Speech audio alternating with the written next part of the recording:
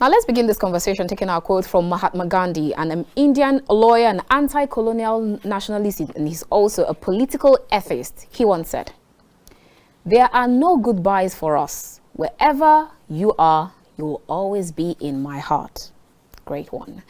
All right, we'll take our next quote, and this one is from Michael McDowell, an American novelist and screenwriter. Once said, "All deaths are sudden, no matter how gradual the dying may be." Wow. Our next quote is from Jack Thorne, who is a British playwright. Once said, "Those who we love never truly leave us. They are things that death cannot touch." Absolutely spot on. Now let's see how this quote relates to what we'll be discussing today. Very warm greetings and welcome to The Conversation. We're reaching you from KAFTAN's television studio here in the nation's capital, Abuja. I am Annabelle Oji. Holidays are never the same after someone we love dies. Even birthdays, anniversaries, celebrating a major achievement, festive celebrations, school runs, taking care of the children and other matters, or having a jest partner, an empty seat at the dining table, one less gift to buy or make, can serve as jarring reminders of how our lives have been forever changed. Although these realizations are hard to face, a clinical psychologist, Mary Frances O'Connor, once said that we shouldn't avoid them or try to hide our feelings. And like I always tell you, it's okay not to be okay. Adjusting to the fact that we'll never again spend the time with our loved ones can be really painful, and it takes time. Now, when a spouse dies, your world changes. You are in mourning, feeling grief and sorrow at the loss. You may feel numb, shocked, and fearful. You may even feel guilty for being the one who is still alive. And at some point, you may even feel angry at your spouse for leaving you. All of these feelings are very normal. There are no rules about how anyone should feel. There's no right or wrong way to mourn. When you grieve, you can actually feel both physical and emotional pain. People who are grieving often cry easily. In addition to dealing with feeling of loss, you also may need to put your own life back together. This can be hard work. Some people feel better very soon than anyone could expect, while others may take longer. As time passes, you may still miss your spouse, but for most people, the intense pain will lessen. There will be good and the bad days. You will know when you are feeling better, when there are more good days than the bad days. You may feel guilty for laughing at a joke or enjoying a visit with a friend. It is important to understand that can be a common feeling. Now, during the time of bereavement and throughout the grief process, a grieving person needs a lot of emotional, physical, and all the support that they can get. Finding support can be the key to a person's recovery and acceptance of the loss. Family members, friends, support groups, community organizations, religious establishments, or mental health professionals, that's therapists or counselors, can be of great help. Now, let's pause for a moment and observe 1 minute silence to honor our loved ones and those who have lost their lives in the past or just recently.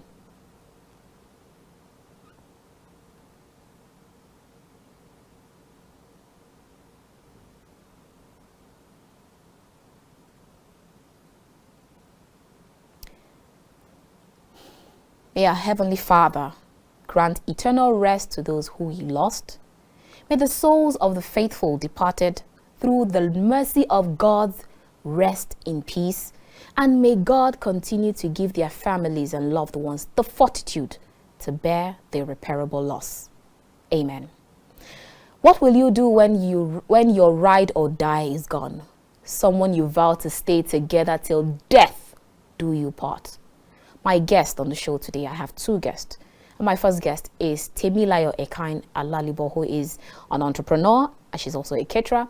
And I also have Ekaima, who is a realtor. And they will tell us how they've been dealing with the loss of the spouse. But before we sail this ship, let's see this short report put together by KAFTAN TV's correspondents, and we'll be right back to kickstart this conversation. Ladies and gentlemen, grab a seat, get your glass cup of water or freshly made juice, and probably a box of tissue, because it might really get emotional at this time. See you after this time out. When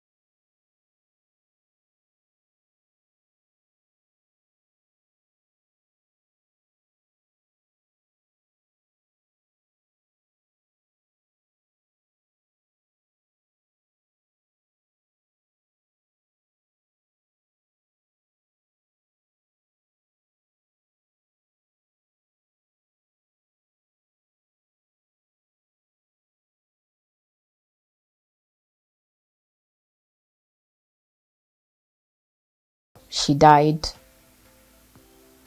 exactly 1 year.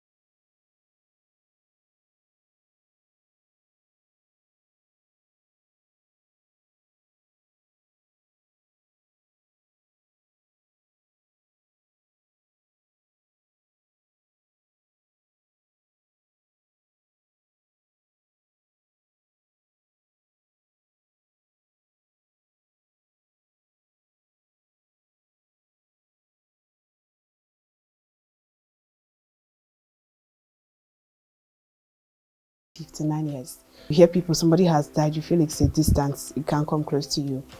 And you have things like your dad has made promises to you. My dad made promises to us, like he made us know that he was like, I will never leave you. I won't leave you stranded until you can stand by yourself. I will make sure you're fully established before I can say, okay, I have stopped taking care of you. And all of a sudden, in the middle of everything, you lose him. For me, sincerely, the only strength I have is in God. It was God that helped me pull through to this time. I have not healed. I don't think I can ever heal, because it leaves a scar in your heart. My healing will come if I can see my dad here again talking to me. Ideally, a bereaved person will be able to work through the process of grieving. With time and support, they will accept and make sense of the loss, walk through the pain, and adjust to a life without their loved ones physically being present.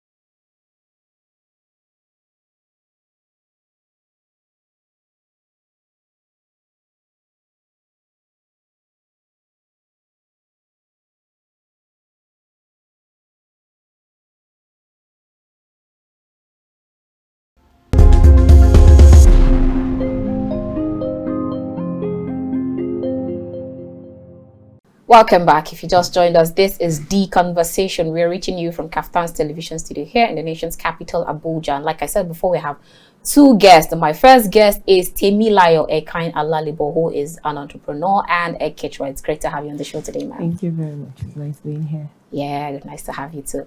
All right, we also have our next guest. I'm sorry, I actually mispronounced her name. She is Erinma Polycarp-Abara, and she is a realtor. It's great to have you on the show today. Thank you. Happy to have you too. Great. All right, so now let's kickstart this conversation. We'll start with you, Erinma. How are you? How am I? Is this supposed to be a rhetorical question, or you really want to know how am I? I'm not asking the rhetorical question. It's not normal, conventional. How are you? It's I get it. Okay. How are you really? I'm going to answer your questions, and let me just give you 2 or 3 answers if you don't mind. We're all ears. So, I am fine, quote and unquote. How am I? I feel empty. And how am I? I feel helpless, knowing that I can't turn back the hands of time. So, basically, I think those are 3 answers. Services. So when I say I'm fine, quote and unquote, there are days I'm fine and there are days I'm not. And there are days it's just normal. You feel empty. It's there's just that void is just there. There's nothing you can do about it. Yeah. I wish maybe that night we had died together. Oh, wow. Yeah. So can you just like take us back and put us through that story? How exactly did it happen? 1st of March, they announced What the year? election. 1st of March 2023. 2023. Yeah, so they announced the election results, and he told him he was coming. He wanted to go see his friend. His friend is a doctor, has an hospital somewhere not too far from where we were staying. So I was supposed to buy packs of bottled water. But the cash crunch and the mini mart we advised where we stay, the lady actually did not have. So I called him. I said, when you're coming back, help us with the packs of water we drink. Okay. So on getting to the house, he just called me. Said, okay, I'm on my way back, just prepared my dinner. I said, fine, I'm going to do that too. While I prepared the dinner, he called and said whether the dinner was ready, and I said yes, it was ready. And I was anticipating, looking at the time, it will soon be here. I remember I was watching a TV program it was actually the one that was watching that program before he left. So okay. I continued. So I was waiting. He called. I waited, and the next call I got was from the hospital. Is this Mrs. Ekine-Alalibo? I said yes. Your husband had a critical accident and is in FMC. I've never been to FMC all my life. I just said about FMC. So here in Abuja, right? Yeah, in Abuja, at Jabi. So I said, okay, fine, I'll be there. On getting to FMC, by the emergency, I saw faces looking at me.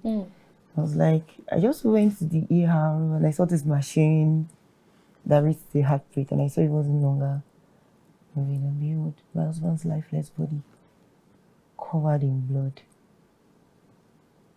And I ran outside. I remember asking the nurse on duty what happened. Why did you switch off the machine? And he was holding me. I was sorry that what? Then I saw his friend, the medical doctor, walk up to me and said, Chini, I'm sorry. I was like, sorry, what happened? No, he just told me he was coming. His food is on the table. So it was an accident? It was an accident. So how do I marry this? How do I connect? So I was not ready to give up without a fight. So I turned the emergency room to a prayer room. I was praying. I prayed for 3 hours, called my friends. Jumoke, where are you? Salt, where are you? My husband cannot just go like that. I just started praying, hoping for a miracle. 3 hours. He never came back. And it wasn't even dawning on me that my husband had passed until when, one of my pastors came from church, and I told him to help me beg them to help me switch on the machine. I still believe that miracles could still happen. And he was like, they said they've left it off for 30 minutes or whatever. I said, his body is still warm. I believe he could still come back, And then the nurse had to tell him bravely that he could not on the machine back. Right? The next thing I saw, they were bringing out my husband's body and said they were taking him to the morgue. That was it. That was when you believed. It hasn't even dawned on me until my Pastor Dan, came to me and said, Temi, we do not mourn like unbelievers. And that period I was dumbfounded and I was empty. I was still trying to marry it. How from I'm come to the hospital to meeting a lifeless body, to touching his body, feeling warm and still hoping that something can still be done. But I guess it was just hopes. And it was such an irony that I lost my husband like 2 days to my 35th birthday. Oh wow. And my birthday was March 3rd, my husband died March 1st. And I remember asking God, the only birthday present I want, Lazarus died and woke up on the 3rd day. So I think my own case could be, replicated. Yeah. Well, it never happened. And that is where and how I found myself. How long have you been married? We're married for 1 year, 9 months. Wow. It was supposed to be 2 years, June 26th, but it never happened. That was when it dawned on me that he wasn't going to come back. Okay, so let's come to you, Erinma. How did it happen? Tell us your story. Well, it was just so sudden and unplanned. We were talking. My brother came to the house with his fiancée. We were there, we were joking, we were laughing. Just came to tell my husband that he will soon be married. So we had a guest at home.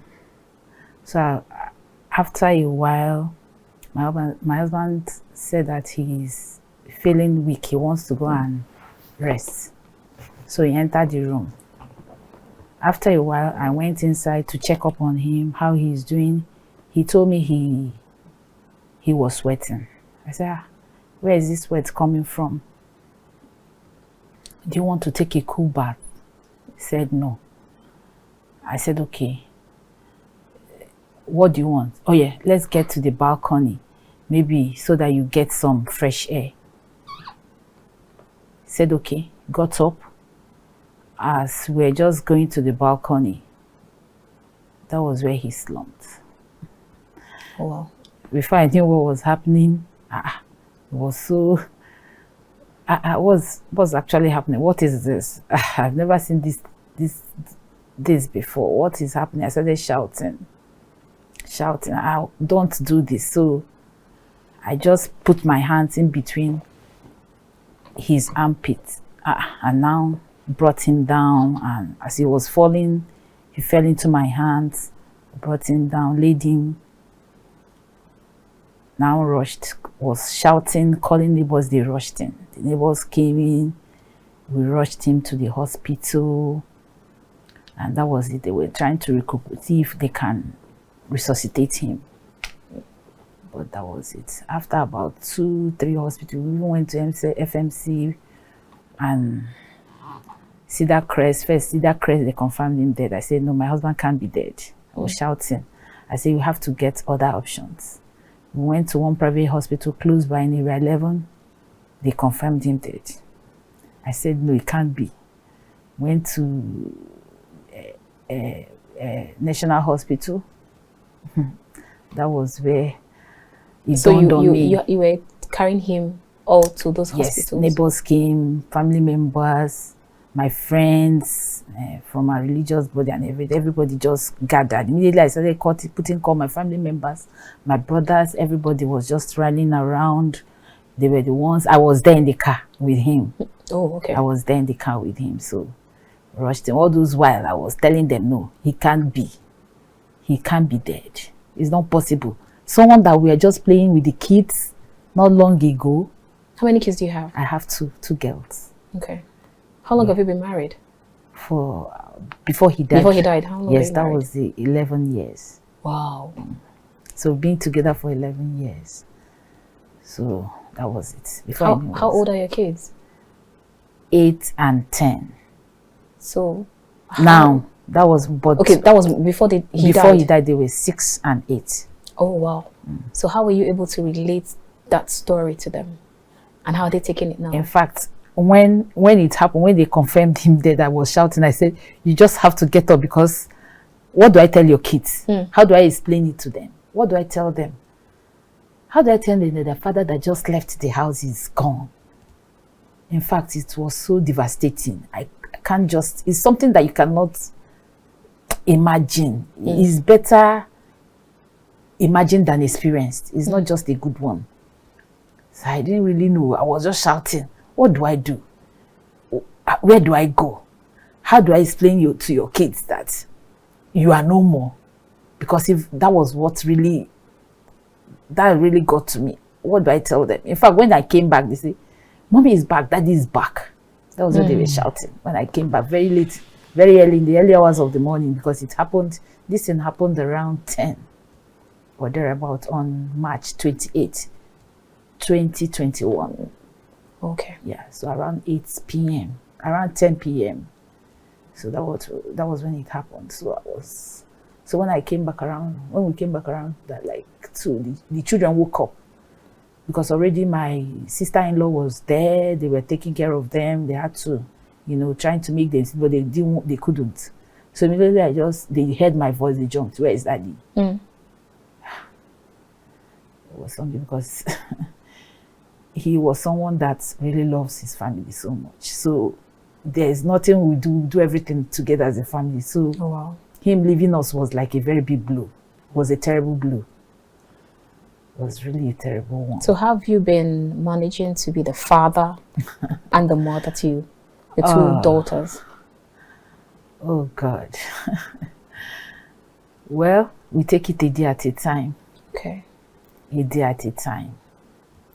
With God and family. They say family is the best. You get enough it is support. This time that you know that family is really the best. It's really the number one support. God, number one, then the family. Okay. But you have to really tell yourself that you want to be helped. You need that support. You have to convince yourself first that you need support before you can get it. Because no matter what anybody tells you, it will never get to you. You never accept. But it is you that will tell yourself, yes, I really need this support and I'm gonna get it. That is when you'll be able to cope. Because coping is never easy. It's just a day. You just have to take it a day at a time. All right, so Temilayo, let's also come back to you. Has it been for you? She talked about family. She's been getting help from family. How much help, support have you been getting from family, from friends, from people around you? And then she also said you have to be open, accept the fact that you need help and support. How much have you been getting all the while? Just like you said, God has been faithful, and my family too has been with immense support. Like when you come from a home where you're the only girl, and to me it looked like I had fallen the down. only daughter. Yeah, I'm the only daughter, last born. So it looked like I had fallen down, and let me just picture like I was at the edge of a cliff. Like I was going to fall. And then my mom came to the rescue, my brothers came to the rescue and said, no, you just have to so my family has been supportive. Then my friends in Abuja, especially in church, my friends, they've been wonderful. Okay. Yes, I've seen people come to hold my hands and say, you're not alone in this journey. Sometimes I could just be down and my mom just calls me and says, what's happening to you? We just like to bring up one gist, so we sustain the gist. You know how mothers can be for a very long time. And I feel like, how does this man even know that there's something wrong with me? So family has been helpful. I had to bring myself to that space of, just like she said, okay, yeah, I need support, I need help. I know at this stage I'm vulnerable, but another thing I used to say is, you don't say you need help and come put yourself in a place of self-pity. Okay, now that's 2 things. Yeah. Okay. I need help is different from a place of putting yourself in self-pity. You need help in the sense that when the help comes, you'll be able to carry yourself. I think that's what has helped me. But when you put yourself in a place of self-pity, you might never stand up. You might just be on that spot. So, aside the fact that God, family, you yourself have to encourage yourself. I think that's what she's just trying to say. Because before someone will come to encourage you, you need to come out and encourage yourself. Because people will not be around you always. And I think that was the first thing I grabbed. And thankful to Counselor Rita in church, who, she used to be in my husband's school. They attended the same alumni meeting together. And she just took up interest and decided to come counsel me. So Okay. while I was Pro bono. hoping, yeah, so while I was hoping like, oh, something was going to happen, and then she just slammed it on me once and told me, your husband is dead, he's not going to come back. That word hits. So how did you receive it? You know, when she told me, I was just looking at her and she said, I'm telling you the truth. He's dead and he's never going to come back. You're not going to see him. Whatever feeling you have in your head, let it just go. He's dead. You're not going to see him again. I said, I give you 2 days. Go and sink it in and realize that he is dead, but he lives on. So she gave me a very difficult task and told me, you go and write a letter and you read it out and you write that letter, how it happened, how you received the news of it, how you felt when you saw his lifeless body. It was hard, but it was part of the process, and I think that is what helped me to actually pull through those early stages, because you know, society will come to teach you, you don't do this way and money, you don't do that way, that's another. So I wrote the letter, and when I was writing the letter I was crying because I just couldn't find Tom. She was like, you have to, this man is dead, you're just alone and bored, so don't even think he's ever going to come back. It's not going to happen. So since he died, have you seen him in your dream? Yes. So society will say you're not supposed to see him. Right? But you know, I think the first time I saw him was after the burial. He came and he sat down by the edge of my bed. I was looking at me with a sorry face. So I woke up and I didn't see him again. Oh wow. Then my mom was with me and she was like, what's that? I was like, don't worry, just leave it. You know. Then I think 2 weeks after, I saw him, we had a conversation and he was like, I'm fine. I don't know why you're worried, I don't know why you're troubled. I'm fine where I am. You can do better without me. And I woke up. That was it. And there are days I sleep in the afternoon, I take a nap, and I wake up with tears in my eyes. And I must be like, maybe I just felt his presence around me, and I wake up with tears in my eyes, and you live with it one day at a time. One day at a time. Every morning when I wake up, I tell myself, Lawrence, another day without you. Wow. It rings in my head. It's just something I just can't stop saying, like, another day without you. It's another day without you. And you know, you can't help it. The memories of how the times you spent together, how you did this, how you did that. Sometimes I want to do something and I remember, oh, you always told me to be like this. I'll just, you know, beautiful memories. And sometimes you just want to cry. So do you actually keep those, prefer to keep those memories, or you just let them go because it doesn't keep hurting you? You can't. The memories will fade away with time. Okay. It's not something that just goes. Because I, for one, still have his number. Oh, you still kept his phone number? I have his number. You see, I still have pictures. I was even going to come there. Yeah. Did you still have his pictures? I still have his pictures. I look at his pictures. No, on my phone. I don't have anyone I remember, but on my phone, when I feel like I want to see his face, like maybe I'm bothered and I'm troubled, I just want to rant. It gets, you know, sometimes you act paranoid in your grieving state, and you start to feel you're not fine. No, you're actually good. You're so good.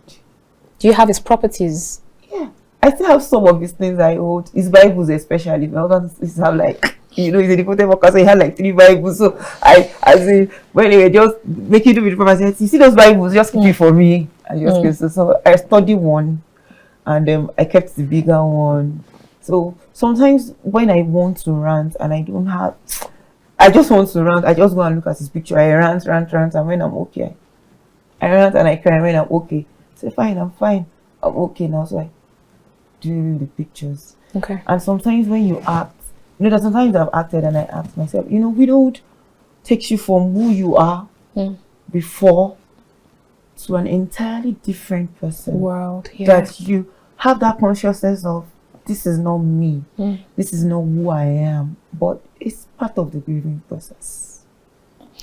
All right, so now we'll take this same question to you, Erinma. Have you seen him in your dreams? That's one. And then do you have his pictures, his properties still lying around? He's lying around everywhere, just everywhere. Wow. His picture is just there. His picture, the picture I took with him. In fact, the children just kept it at the center of the room. There. Wow. They just placed it there. So his things and everything is just there with us. His phone, his wristwatch, everything, his personal is just normal. It's normal. Really? It's just a normal thing. The only thing is just that he's not here. There, he's gone. He's dead. But his things, he bought them, so it has to be with us because we are his family. Oh, great! So you're not even planning to let them go? Not now,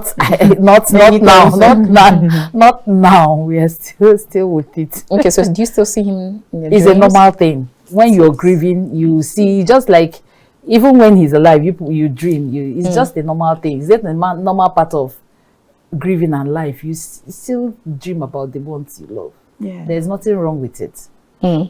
So at that point when you always have like he's my gist partner, we always have division of labor, we do school runs together, we talk about achievements and all. When those times now come that you have to deal with it, how are you able to cope at this time? That is one thing. That is one thing we don't need to cope with. Dealing with all those things that you both do together. Yeah. Like when it comes to going for school runs, he's the one that does it. More especially, he's the one that does it. Before I came into the picture, in fact, in my kids' school, nobody knows me. They know him. He's the one that takes them. He prefers to take them to school and bring them back. Even when he doesn't have to, babe, please, can you help me get the children from school? I said, okay. After a while, no, don't worry. I'm through with what I'm doing. I'll go and get them. So it's just like when he has to do with some things. In fact, he's just a loving husband. Oh, wow. He's just a loving husband. He's not someone you can forget so easily. He's not someone, it's something that is a memory you live with till the rest of your life. It goes like that. He's someone that is a family. He's your family. He's a better part of you. So he's someone that his memories will always be there. So sometimes I even get angry. Why do you have to go? It's part of grieving. You get so angry. You get, in fact, different feelings at different times. Okay. Sometimes you cry. Crying is normal. It's just a normal thing. I don't think there's no a day that passed that you don't remember. There's sometimes you even see some of his friends remember him. See, if he were here, this is what he would have done. You know, so, and another one is taking decisions. You find out that you're the only one taking decisions. When you used to be two of you. Yes, both of you bring your own opinion. This one bring, this one get his own, this one get her own. Both of you put them together and say, okay, this is how it works. But now you find out that it's only you that is now taking those decisions for your children. So it's really a tough one, but just have to always hoping and have faith in God that he's the only one that can, give you. Sometimes too, I call family members. I want to do this. How do I get to do it? Because he's no longer there. So you get opinions from people, from friends, from family, and then put it together and be able to make a good decisions for yourself. Okay, so because you talked about getting opinions and advice from family, and I hear Temilayo talk about people would always tell you how to behave and what tradition on how to do. We'll definitely get right onto that part of the show. Now let's go on a quick break. And when we return, we'll continue this conversation with Temilayo and Erinma. I'll see you after this time out. Join us again.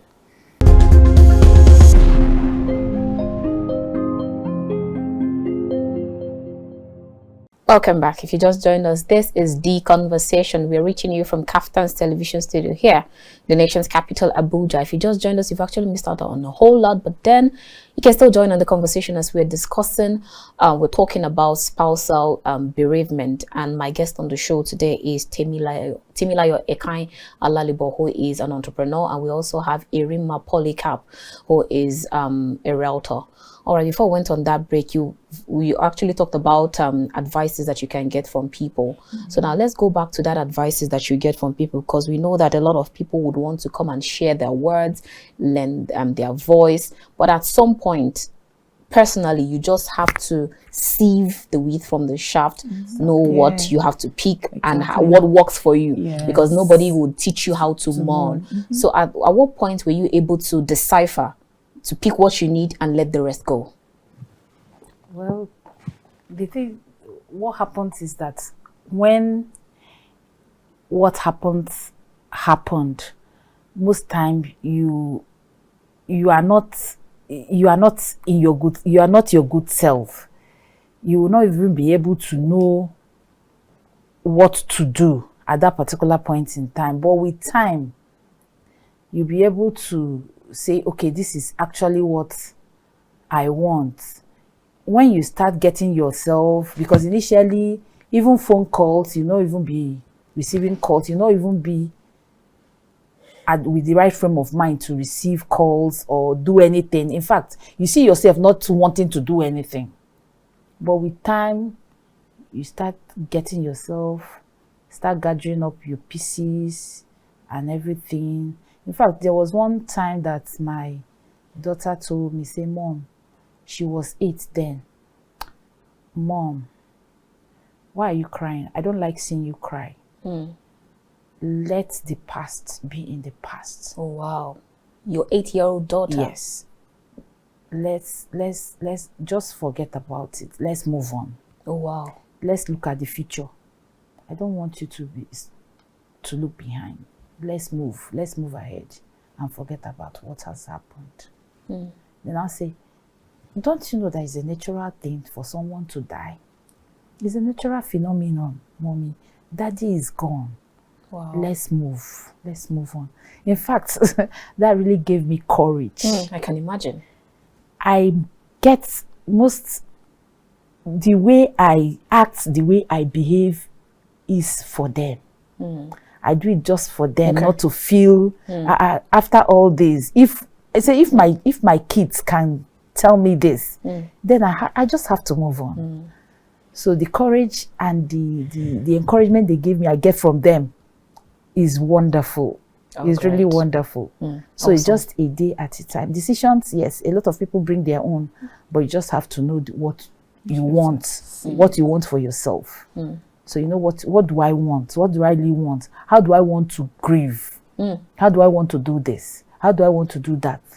So you just have to know what you want for you to know what the good is and what the bad is, and separate them and take the right one. All right, now I'll come to you, Temilayo, because you talked about people would always tell you, oh, you're not supposed to do this, you're not supposed to do that. Now let's talk about that, either the traditional part or then where people will tell you, oh, you just lost your husband, you're not supposed to be going to a party, you're not supposed to go out to go to church, you're not supposed to be on social media. How have you been able to deal with that part? Okay, I think when I lost my husband, it was like I said, it was 2 days to my birthday. So there was still some people that I didn't want to know that my husband had passed. So I was still carrying because I was still acting my normal self. Okay. When I say normal self, I could be on social media and not post. I've really not posted in a while now on social media. Except obviously I just started posting my goods and everything, but you know that traditional part that says, I remember when my sister-in-law came around and said, I'm not supposed to be pressing. My mouth was too sweet. I was eating sweet things and then I think one thing that helped me was eating chocolates. Okay. When I nearly lost my husband, so I was an addict to chocolates. So if anybody's coming to pay me, you see, they know what they're buying. They're buying me chocolates already. They feel chocolate makes me feel better, so I relate very well. So the woman just came and said, You can't be eating chocolates. You can't be taking chewing gum. In fact, you're not supposed to do anything on your head. You're not supposed to rub cream. You're not supposed to use deodorant. And in my mind, I was like, because my husband is dead, so I should be in a state of you have to keep looking like you're so devastated. She came, said a lot of things, but she was like, I'm used to watching my phone when I'm supposed to be talking to her. In my mind, I'm like, what am I supposed to be relating with you? This is me. I am trying to cope with a loss here. You wouldn't understand. And this is the way I feel I can cope with this loss. In that your own space. In my own space. So how am I supposed to relate with you? Society will say, "You're a young widow, if you laugh too much, there's wahala. If you do this too much, there's problem. If you do that, they might accuse you." You get so. Then when she started telling me you have to wear morning clothes for 41 days, that brought another issue. Oh, this is you. Like you just brought out that question from my mouth, because I was going to ask. I thought you were supposed to wear white all through or black all through. 41 days I was supposed to wear white, and you don't want to know the experience of putting on white when you have to step out of your house just to do one small thing. Everybody knows she's mourning. She can't wear another clothes. It's a tag. Yes. And mentally it was driving me crazy. And someone walked up to me one day and said, "Nobody's in Abuja here looking at you, so why can't you just take off the morning clothes?" And I said, no. Out of respect I have for his family, and out of the love I have for him, I will do it. But my mental health was toyed with. Was crazy, because I look at that clothes every time I have to wear it just to damn it. The clothes is where you have to put you, you have no choice. It was a period of I don't know how to explain it. Wearing that clothes, and that's why I tell people, even if I have an enemy I don't know, I don't wish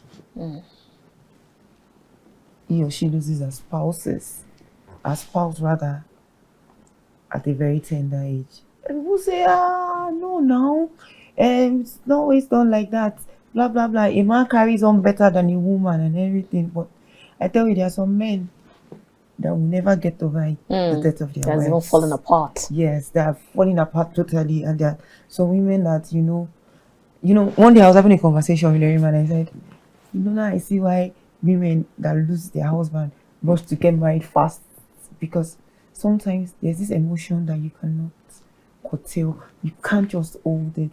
There is that feeling of, just like you said, wanting to talk to someone. When I remember that, like if anything should happen to me when I go out like this, it's from on the call, I'm just going to call him, "Hello babe," something. It's no longer there. So at what point did you meet Erinma? Was it when your husband died? And have you been able to meet other people? I met hold hands together and pray, or just cry? Erinma's meeting was, I would say, it was just God. Okay. Because when my husband died, I needed a change of environment. Okay. And the house we were staying were just 3 months gone, so in the house. So I got the refund, and the house I got was Erinma's compound. Oh wow! So while we were moving, and people were coming to greet me, people helped me to move, and that period, my sister-in-law just did some brad. So we came to the house, and my mom was so angry, and she was like, "No, how would she be talking to my daughter like that? She's still young. She never even imagined." What of your mother-in-law? He's like, "This is just it." Save that for another day. You don't even want to hear. If you have a one-on-one conversation where we see, I can actually sit down. That is a 1-hour discussion. Oh wow! So my mom was just so bitter. Why would they treat her like this? And Erinma overheard and came into my room. I said, "Who is the widow? Is it you?" I remember I was sitting down on the floor. I said, "Yes, it was me." I said, "I can relate." So she told me how she lost her husband. And she said, you see those people? Just leave them, you know. And, you know, since then, she has been able to encourage me. Because I see her as someone that has been in this journey before me. You know, we had a conversation of recent, and she said, do I know that? I believe we met each other for a purpose. So she told me the way I carried on is what gave her strength. Oh, wow. So you just pull strength from each other. So we pull strength from each other. So when I'm in that spur of the moment, like I don't want to talk to anybody, I don't want to do this, I don't want to do. She just comes to me and says, Temi, don't worry, you'll be fine. She has the spur of the moment. And when she comes to me and says, oh, I don't feel like going out, I just like, okay, even if it's the nearest Gariki market, let's go. You know, we just go, we come back, we feel better. We go on dates. Every ourselves, we go on ice cream dates. We go there, we talk, we reminisce. Oh, you know, at one point, our husbands take us out now, so we just reminisce. So to us, we sit, we take our ice cream, and I tell her, okay, before the children come back from school, so this is our time. Let's just enjoy ourselves, have our own me time, and everybody will be fine. So at that point when I met her, she has been a source of encouragement. And that I was so pleased when she told me I also encouraged her in a way. And I've also made people say, where did you get your strength from? How are you doing it? And sincerely, if you ask me, I don't know. But I know it's a God factor. And each day when I wake up and I encourage myself, just like I said earlier, you don't put yourself in this place of self-pity. When you don't put yourself in a place of self-pity, it helps a lot. When you feel... So that's where you find your healing. That's where you find your healing, your strength. So when you feel I can do this, you know, when my mom was around, she particularly wanted this, I said, see, you would leave. Most definitely. And I'll be alone. So I rather start doing things by myself. Though I think the only place I'm having challenges, I'm not still balanced eating alone, because you know we used to eat together, so I'm not still balanced eating alone. But with time, if I'm going to eat my food, I can eat one portion of food like 3-4 times. Oh wow! Yes, so that's a gradual process for me. But all right. The good thing is when you don't put yourself in a place of self-pity, it helps your healing and it helps your recovery, because people want to also learn from you, and in telling your stories to others, you get your own strength, your own healing and strength. All right, let's bring that same question to you, Polycarp. How were you able to, before you met her, how were you able to get people did you have to go through groups that were in the same line with you, where you can draw strength, you hold hands together, cry together when you have to cry together, pray together? And that's one on the side. I'm going to ask you 2 questions and I'd like you to just unbundle them in one breath. Now that's one. And then the second one is, how did your in-law, or how have your in-laws been treating you? Well, let's take the first one. When it comes to drawing strength, or I get strength from, I've said it before, I get strength first from God, secondly from family, and from friends.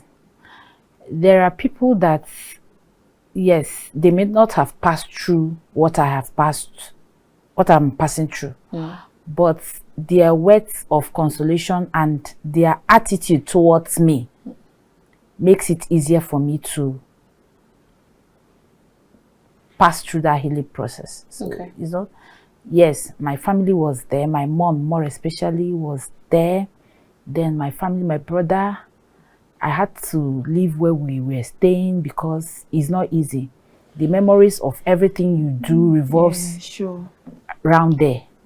You look at the room, the kitchen, the children's room, how your activities revolve around those areas. You tend to see the memories of how you are always come back. So in order to cope, the first thing I did was to leave the house. That was why I now moved and got another accommodation. So that at least I can be able to heal. because if you are there, a lot of things comes to your back to your mind mind. and heart. So Okay. yes, I had to leave that place. That's the first. Then before then, I had to stay with my family. I had to stay with my brother. I stayed with my parents. Then from there, I moved. My parents stay in Enugu. So I left Enugu. I came back to Abuja. When I came back to Abuja, I couldn't stay alone in the house. I had to move to my brother's house to stay with the family. We lived there for a while, and you know, at a time, and I felt, yes, I can now stay on my own. Okay. So it was just from one stage to Okay, the other to the stage. From one stage All to, right. but in all, my family never left me. Okay. My friends never left me. Whether it's those ones that have lost their spouses or those ones that are still with their spouses, they never left. Their words of encouragement, their words of comfort is always there. Okay. So So with how? that, I was able to cope, Okay, so and then I from- too help myself. Okay, so from your in-laws part, how were you able to deal so you can help other people? Oh, it was a terrible thing. Just like Temi said, it's just a story for another day. Don't even go there because there was nothing from them. Oh wow. I didn't get any support or anything from them except one or two of them out of all. So it was just, it's something that I don't really want to talk about because All right, so just so we can. Maybe I say this. There's a space for when there's a way you grieve when you lose your parents. There's a way you grieve when you lose, and when you have a miscarriage, when you lose an unborn baby. child. And there's a way you grieve when you lose your spouse. I've experienced 3, Oh wow. and I can tell you they're different.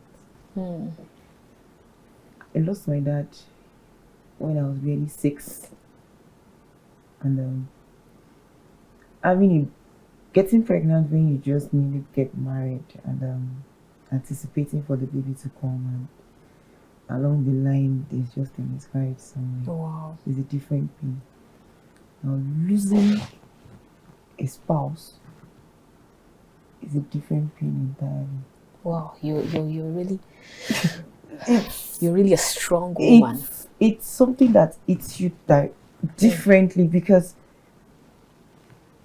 the only person that can relate with you in that space is someone that has lost a spouse. yes. If I'm relating to you from losing a parent, A father.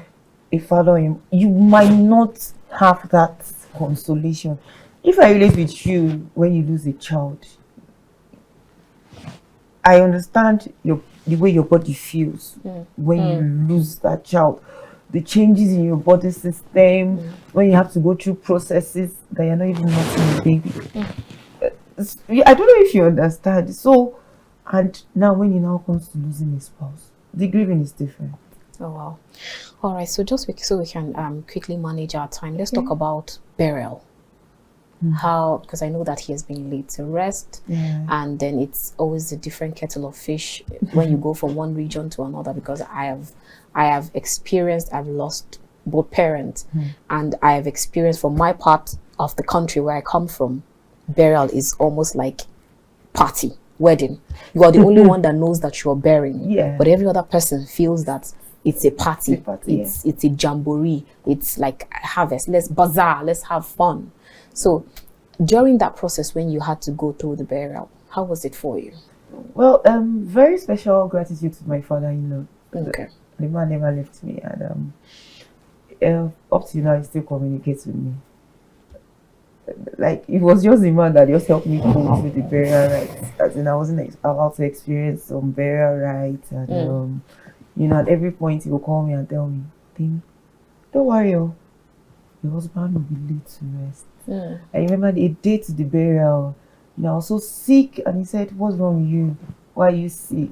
It's like, see, the burial. Because I'm sure you must have heard some people say, "Oh, when you get to burial, burial, you do this, you do that job." Oh, okay. No, she did that job. When you get there, you cannot do this, you cannot do that. You don't stay. You cannot. In fact, I was already scared before I went for the burial. Then I remember that my BP was up, my pulse was up. So my father saw me, this is burial, and he was like, What's wrong with you? Nothing is going to happen. The husband will be late to rest. Everything is going to go on fine. Just whatever it is. He gave me some tips. You don't have to respond. Okay. I've done the response for you. Okay. Whatever they ask you, just don't say anything. Just be calm. They'll talk. So it all went well. It all went well. Okay. Thanks to my father-in-law. But Okay. you know their tradition. You don't follow to the graveside. You can only come back after maybe a year or two to come check where your husband was buried. You know, they have their own traditions, and I respect that. But the jamboree, yes, it was. So I think at the point I asked my father, and he was like, okay, his own father told him that when someone dies, you don't mourn because you are also on the journey to death, so you celebrate life. So the jamboree, everything was there, but I knew I was mourning. Okay. Okay, so now in just 1 minute, if you can help us, how did the burial go from your own part of the country? Well, the burial was, all thanks to, was not an easy one, but at the long run we were able to achieve something. He was buried. It was not an easy one because I even had to travel down for some arrangements to be made and the date to be fixed and everything. But all in all, at the end of the day, he was buried. All right. So I know I'm going to ask both of you this question, but I know this part of the question is some people will just feel like, okay, no, just leave this part of it. But I'll bring it to you first. I'll start with you, Temi. Do you have any plans of moving on? Do you have any plans of remarrying? Well, moving on, you have to love yourself first. Okay. You just go and just fall into the space of falling in love and moving on. You recover first. You love yourself first. Okay. You embrace yourself first. You need to be in that right phase. You know, I said something earlier. Sometimes you act paranoid and people might think what's wrong with you. Like I tell people, grieving is a long process. Grieving is a long process, and when you now feel, oh, I have decided I want to actually remarry, you have to find someone who will take you for who you are. Like we make jokes when we talk, like, okay, double standard of who I was married to before. You understand? But I think before you can actually talk of remarrying, you need to that road to self-recovery. Love yourself first. Okay. Take that solo trip. Always talk to yourself. And when you find someone serious, you would have to find out if the person can actually fit into that space of where you're coming from. It's not about getting married. It's about getting someone that understands you more than your spouse that has gone. All right. So fine. With time I will. But for now it's still self-love, self-love. Okay, so Erinma, how about you? Is it any plans to move on? Well, for now we already moving on. Already moving on. The only thing is that for now, for me, my children are there. I have to take care of them. They are still young. Okay. Nobody knows what happens tomorrow. But for now, we are just where we are.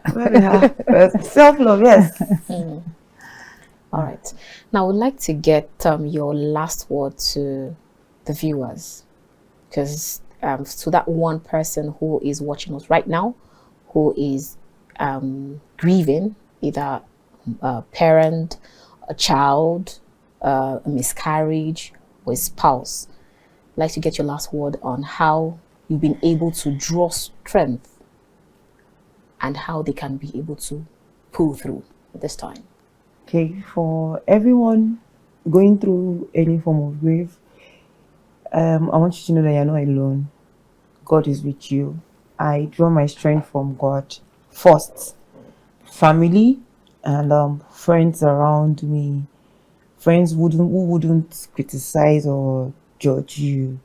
That is very, very important. And another thing is, don't allow anybody teach you how to grieve. That is very important. You're the only one that knows how you feel. So take your time, and grieve. If you want to cry, cry. When you cry, you wash your face, you come out, you feel better. But don't allow anyone teach you how to grieve. Like I said, love yourself. There's one thing I tell myself. I am not the first. I will not be the last.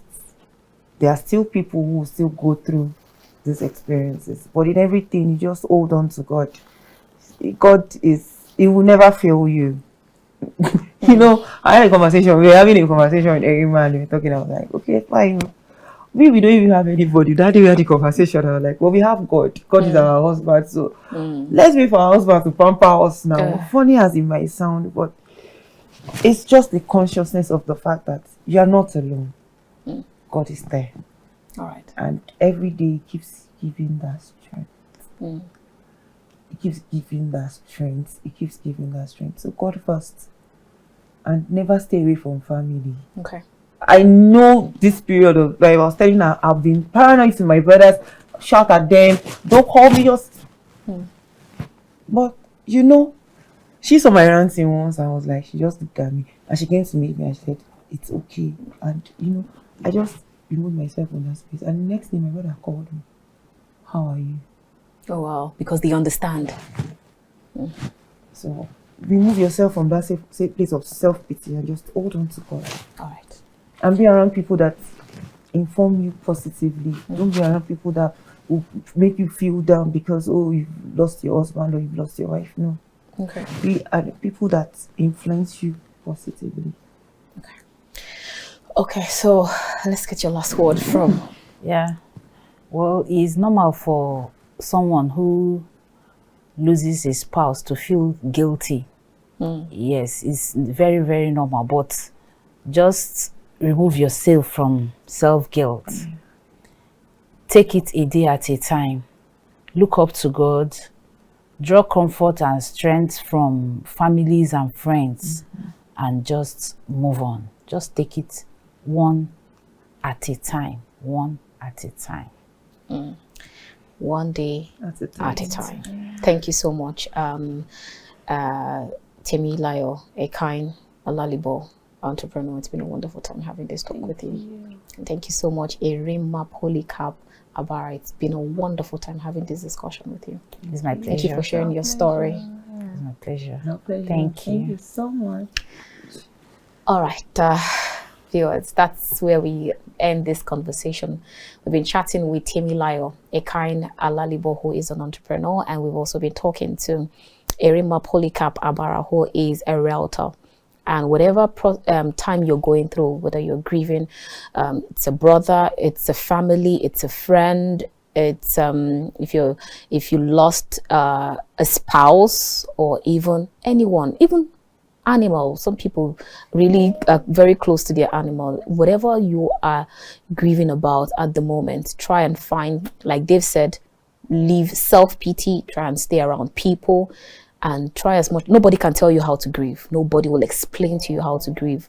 Just be in your space and understand how to grieve. But as much as possible, try as much as possible to move and then leave that place. Like they say, we cannot grieve like the unbelievers. So just be careful of what you say at that point, and just believe that with God, all things are possible. Thank you so much for tuning in. I'm sure you must have been rightly educated, entertained, and informed. I'll see you again next time. Keep watching The Conversation, because you never know who my next guest will be and what I will be speaking about next. Till I come your way again. From the nation's capital, Abuja, I am Annabelle Oji. God bless you and yours, and God bless Nigeria.